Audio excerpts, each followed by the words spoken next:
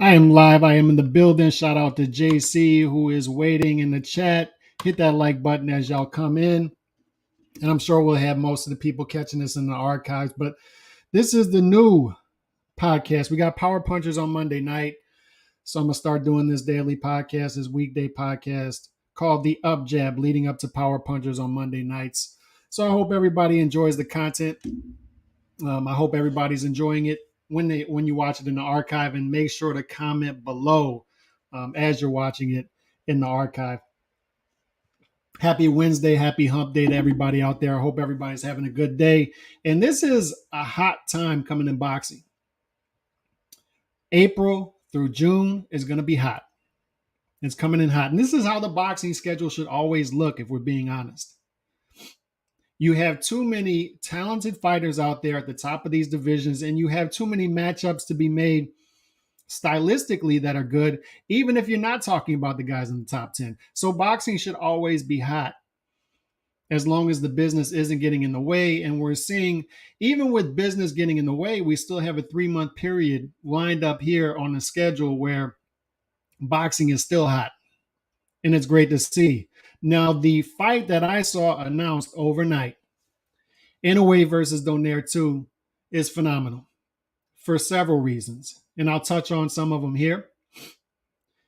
Before I do that, shout out to rest in peace to my guy 916 Chris here, who is very active here on YouTube and on Twitter. And when I started doing this over a decade ago on my old YouTube channel, on my old Twitter account, he was one of the guys who really put me on to other fight scenes other than the American fight scene. And it helped me to see that boxing is bigger than just American boxing. There's a bigger scene.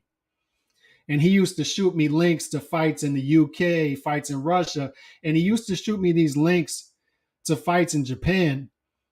And these fights were incredible from smaller weight class guys. And that's when I realized that these smaller weight class guys, these guys are killing it. And they're not getting the notoriety and recognition that they deserve. And that's what put me onto the Japanese fight scene. The reason I bring this up is because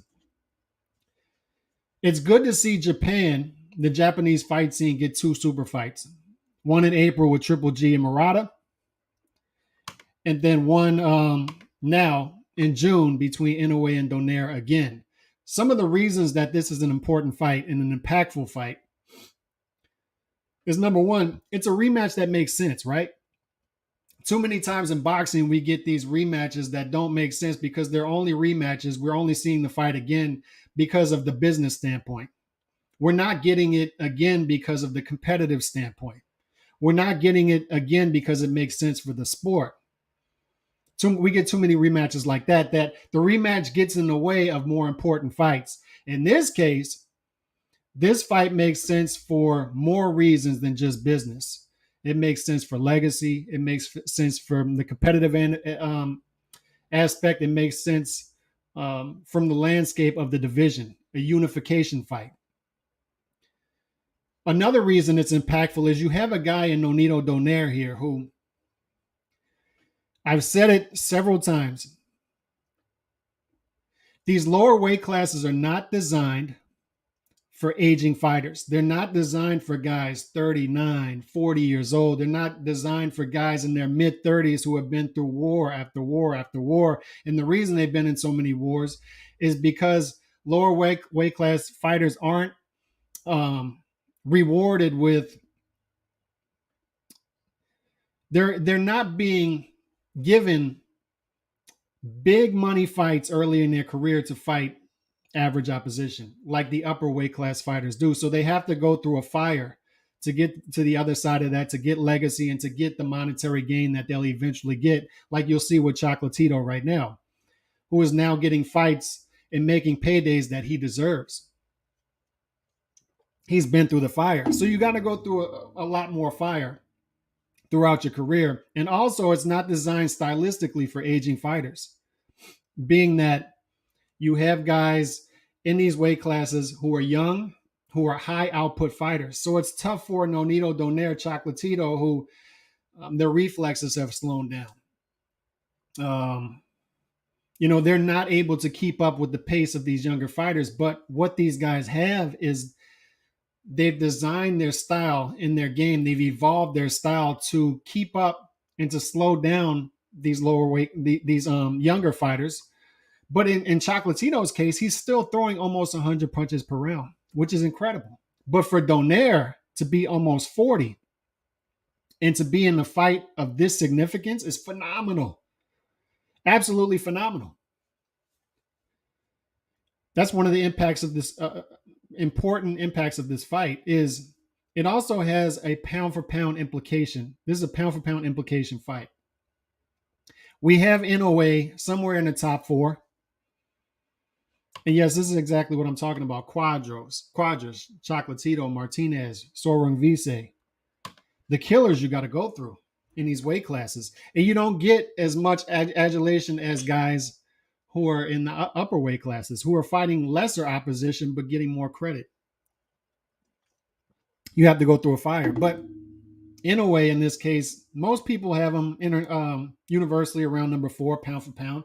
So this has pound for pound implications for him in that if he were to win this fight, you could possibly move him to 3, 2, depending on what Usyk does, Canelo, and Terrence Crawford. So implications for him in that he didn't have a hot 2021, so this gives him a name. This gives him a name going into 2022 to get his name back when we're talking about top pound for pound guys. A guy who is making noise in 2022, who is back in meaningful main event fights. And he's in a super fight now in Japan. For Donaire, this has pound for pound implications in that if he were to somehow beat Inoue in this fight in a rematch, we got a guy who's moving into the top 10 pound for pound as a guy who is either 40 or pushing 40, which is phenomenal. We don't see too many guys who are 40 years old crack pound for pound lists. And Donaire can do that in the lower weight class division. So he's defying gravity if he pulls this off for several reasons. And that's the credit we got to give Donaire in that he is a future first ballot Hall of Famer from what he's done up to this point. Everything he does from this point on, as we call it down here in South Louisiana, is lanyap. It's icing on top of the cake. So credit to a guy who doesn't have to take fights this tough late in his career, but he's still doing it. He's obviously going for legacy. Nino Donaire was written off for dead after the Inoue loss, and he was competitive in that fight, and he fought Inoue tough, but many people saw it as this guy is deep into his 30s. He's just been through a tough fight with a top pound for pound guy. There's no way he's coming back from that. Yet not only does he come back from that, he wins a legitimate championship in his weight class, and now he's leveraged himself into a unification fight in the division. Woo! Donaire's phenomenal, man. Phenomenal. I just wish more people would give him the credit he deserves. And I know people will say he's getting credit. He's not getting the credit he deserves for what he's doing right now in his career. And for Inoue, big fight. Big fight. It gives you a name. You can solidify this rivalry here and say, you know what? This isn't even a rivalry. I beat him once. I'm going to beat him again. I think I belong higher than 4 or 5 on the pound for pound list. I think I should belong somewhere in the top 3. Inoue is a beast. He's a monster. So he can solidify that with this fight, win a unification, and then leverage himself into even bigger things, possibly undisputed in the division, possibly move up, and come back to America after this fight for another big fight. So a lot of implications here. But what I want people to take from this the most is when you have fighters who want the top fights, who want legacy fights get made. The reason that this fight took a little longer than people wanted, because people thought they were going to get in 2021, is due to the COVID situation in Japan. But both of these guys made it clear last year that they wanted this fight. This was a tough fight for Inoue the first time around. Donaire obviously lost the first fight. Tough fight for him as well. But both guys said, let's run it back. It made sense legacy-wise. It made sense from a competitive standpoint, from a division standpoint, from a sport standpoint. and from a business standpoint. We get too many rematches just off the strength of a business standpoint. And those rematches get in the way of bigger fights, as I mentioned earlier. This one does not. This is a natural rematch that should have happened. Inoue is definitely top 5. There's no doubt. There's no doubt he's top 5 pound for pound. Great fight. I've got Inoue stopping Donaire this time. Great Warriors, nothing but respect for both. Shout out to Team Batman Boxing. And yeah, man, I would agree with that.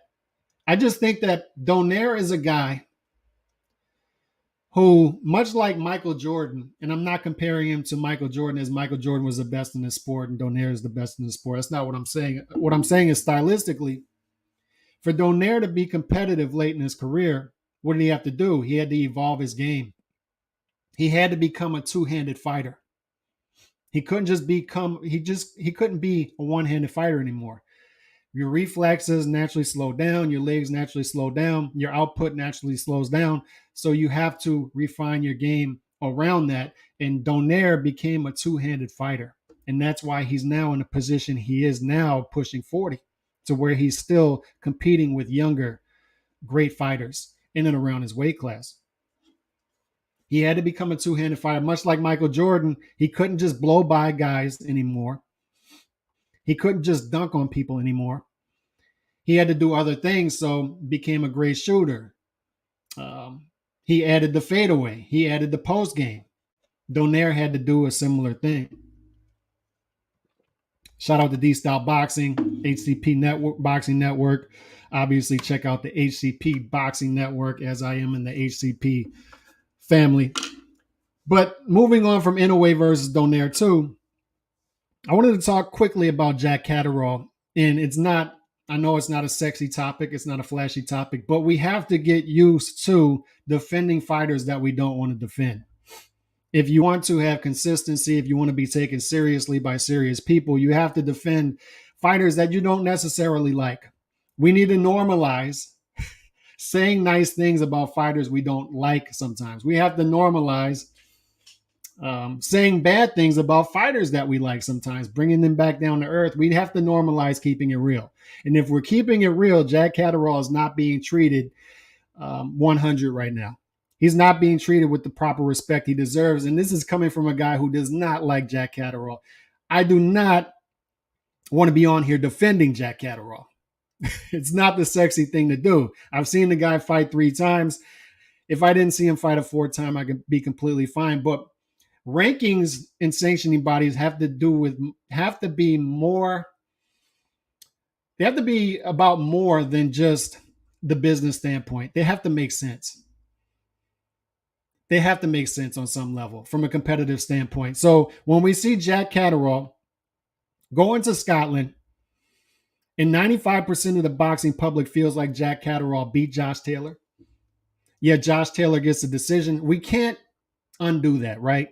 We can't right that wrong. That water's under the bridge. But one thing we can do is Josh Taylor has made it clear he's moving up to 147. He's going to vacate all these belts. So when that vacuum comes about, we can at least give the guy who was wronged in the last fight, who already should have those belts in his trophy case, all 4 of those belts.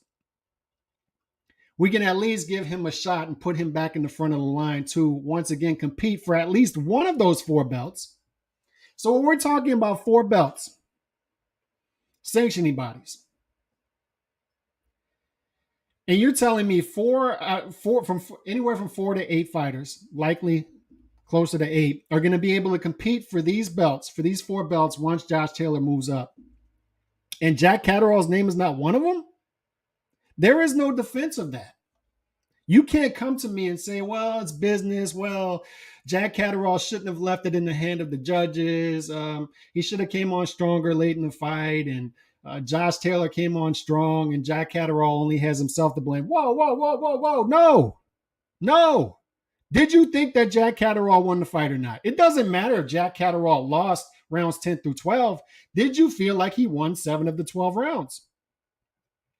It doesn't matter if he won the early ones or the late ones. Did you feel like he won the fight? So when 90 to 95% of the boxing public feels like he won that fight, maybe we should be giving this guy more credit than he deserves, even if we don't like him stylistically, even if he doesn't have a sexy name. I keep hearing these excuses, man. I understand. Shout out to Ronnie Sayers 4 in the chat. I understand where you're coming from a business standpoint, and that Ramirez has a bigger name. Prograis has a bigger name. Believe me, I'd rather be on here capping for Prograis being from New Orleans. I wish Prograis nothing but success. But if we're keeping it real, Jack Catterall did better against Josh Taylor than Jose Ramirez and Regis Prograis. And I had Regis Prograis eking that fight out with Josh Taylor, but Jack Catterall did better against him. He won it more convincingly to me than Regis Prograis did. So I'm failing to understand why all these guys have one loss to Josh Taylor, and Jack Catterall did better against Josh Taylor than Regis Prograis and Jose Ramirez, yet these guys are going to jump Jack Catterall for a mandatory shot at these belts that Josh Taylor is going to vacate? How? And on top of that, furthermore, you have guys who haven't competed at 140 yet who are jumping Jack Catterall for a shot at these belts? How? Explain it to me. You telling me Teofimo Lopez and Lomachenko does a great win. I give Teofimo Lopez credit, but he hasn't had a fight at 140 yet. Are you telling me he built up enough equity at 135 to jump the guy who 95% of the boxing public feels like he beat the guy who had all 4 belts in his backyard? Like I'm saying, man, it's not sexy to be on here defending Jack Catterall, but right is right and wrong is wrong. So when you're telling me that all these rankings don't have Jack Catterall as the mandatory as a shot for any of these 4 belts once Josh Taylor moves up, that's wrong. And we should all be saying it. That's wrong. There are no, I don't want to hear the business side of it. I don't want to hear, from my understanding, the mandatory process is set up to give guys a shot at championships who deserve a shot at championships despite what the business side says. And the argument can be Jack Catterall already had a shot at these belts last month, all 4 of them at the same time. And good for him. That's correct. But when a clear wrong was done, and as I mentioned, Jack Catterall did better against Josh Taylor than all these fighters who already had a shot at these belts and a shot at Josh Taylor before him, and he's not in line for at least one of these 4 belts. Somebody's got to make sense of this to me, and I'm all ears. I'm open. I'm open to hearing devil's advocate on this, but I don't get it. I don't get it. To your point, the WCBC made Yildirim a mandatory because he gave Anthony Durrell a good fight and kept him as a mandatory even when Benavidez lost belt and Scales and Canelo got the belt. Yeah. And another point I want to make is for the mandatory process, because in theory it makes sense, right? We want the mandatory process to work for fighters who aren't given the shot at real championships, who deserve the shot at championships. But in order for that to work, in reality, the ranking system from these sanctioning bodies has to be, excuse my language, somewhat not retarded. And it is. It has to be not corrupt. It has to be not incompetent. And it's one of the two, in this case, at least, from what I'm seeing. It's either corrupt or it's incompetent in this case. If Jack Catterall does not get a shot at one of these 4 belts immediately, it's one of the two. It's one of the two. Yildirim got a mandatory spot for losing versus Canelo. Catterall can't get a shot at a vacant belt for losing an undisputed championship in a fight we all agree he won. Nailed it. And D-Style puts it better in that comment than I can in this whole podcast. That is exact. Let me read it again. Yildirim got a mandatory spot for losing versus Canelo. Catterall can't get a shot at a vacant belt. Let me say it again. Catterall can't get a shot at a vacant belt for losing to the undisputed champion in a fight we all agree he won. And let me add to that. He did it in the champion's backyard. I don't care if he lost the championship rounds. Did you feel like he won the fight? because these are the excuses I'm getting. Oh, he left it in it. These are all lazy narratives. You got to beat the champion. You got to take it from him. You can't leave it in the hands of judges. Look. You're admitting when you say you can't leave it in the hands of judges that these judges are likely corrupt or incompetent. We all agree that the judges who scored the fight for Josh Taylor were either incompetent or corrupt. Jack Catterall deserved that decision. We can't right that wrong. It's done. But what we can do is at least move him to the front of the line in the mandatory process. And it's not like he's jumping anybody. He belongs there.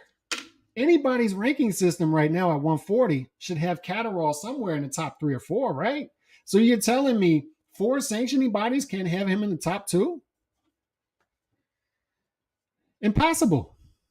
Now, when we're talking about fans, let's move on from Catterall to Haney, because I'm hearing that Haney, from some content creators, that Haney's being lowballed here. Haney's being lowballed against Kambosos. Look, I know the free market can be wrong, can get it wrong in certain instances. But from what I know, from what I've come to realize at 40 years old, is that as you expand that, the free market gets it right over time. So maybe you're not getting what you feel like you're worth on the front end, but eventually that's going to catch up. So when you're coming out of college, you're a normal person. At 23 years old, you might feel like you're not getting what you deserve. But at 40 years old, you're probably making, in my case, more than you should be getting at the time, in all honesty, for the work that you're putting out. So over time, it seems to work out. The free market seems to get it right.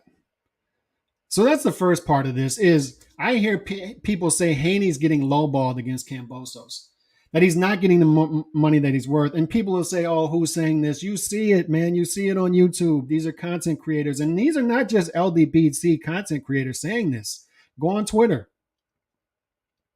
These are content creators with tens of thousands of subscribers saying this stuff. They're ignoring the fact that Haney was likely getting more than he deserved for fights leading up to this. So even if you're saying he's not getting enough, he's not making concessions, in my opinion. Even if you say he's not getting enough for this fight, he was getting more than he deserved likely for the earlier fights. And if he comes through this process with wins, just imagine a 24, 25-year-old promotional free agent after 3 fights are up, who can sit back and say, I want to work with that promoter or that promoter or that promoter. And then these promoters bid against themselves to earn Haney's services. Haney can dictate who he wants to fight. He can be the A side. He can say where he wants to fight, what glove size, what ring size. If he comes out of this with wins, that's the type of market he's looking at. To my point. Not only that,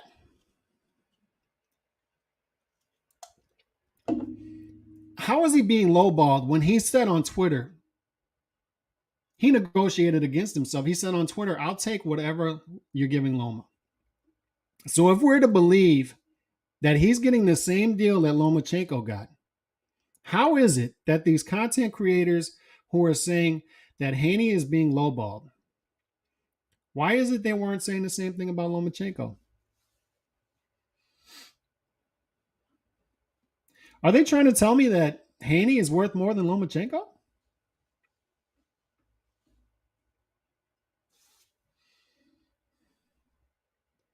Haney's worth more than Lomachenko. If I'm to believe, this is what I'm being told. Devin Haney took the same deal that Lomachenko took.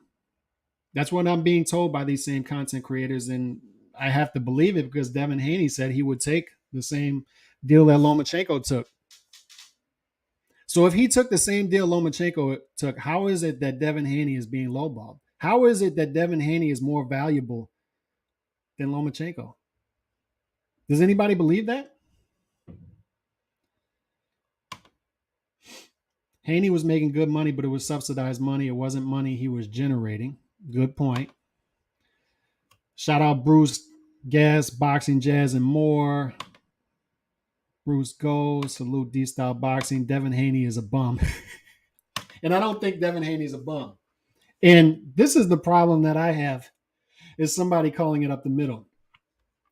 Is I go on Twitter or YouTube and I give Devin Haney praise for taking this fight because it is a power move. This is a big boy move. Going to Australia, saying I'll fight the guy for all the belts in his backyard. Tough place to fight.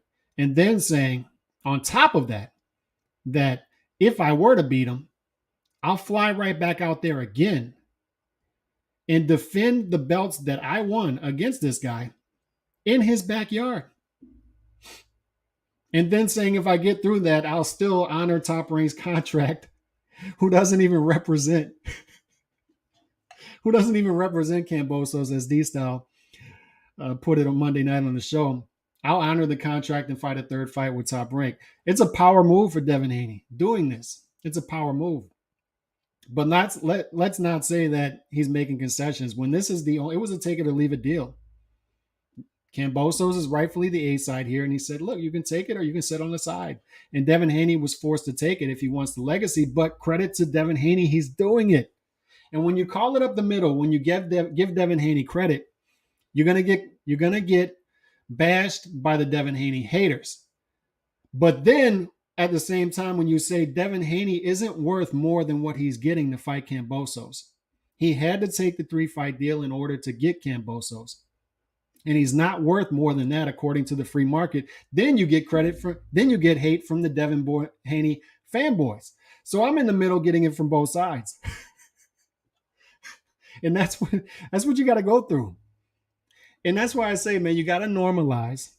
You have to be a fan of the sport. And I understand people have their favorite fighters, as do I. I enjoy fighters who fight the best the most often. No matter what they are, black, brown, white, yellow, whatever part of the world they're from, America, Eastern Europe, Asia, South America, it doesn't matter, Mexico. Whoever gives me the best fights, that's who I'm rocking with. But at the same time, you got to call it straight up the middle. I was an Arturo Gatti fan. He was never an A fighter. He just never was. I'm a Miguel Cotto fan. I don't know if he was cheated against Margarito in the first fight or not. I got to call it like I see it. And we need to normalize calling it and how we see it and keeping it real, no matter if it's your favorite fighter or your least favorite fighter. And that's why I went on Twitter last night and I said, say something nice. This is my challenge to you. This is my homework to you. Say something nice about your least favorite fighter. Say something nice about a fighter you hate. We need to do that at least once a week. Come on here. Leave comments or drop a video and say something nice about a fighter you don't like, because there is something there. Go on Twitter and do it. Say something not so nice about your favorite fighter. Say something that devalues your favorite fighter a little bit, because I don't know if Cotto was cheated against Margarito. It'd be easy for me to come on here and say he was. I don't know. It'd be easy for me to revise history and say Arturo Gatti was a great A+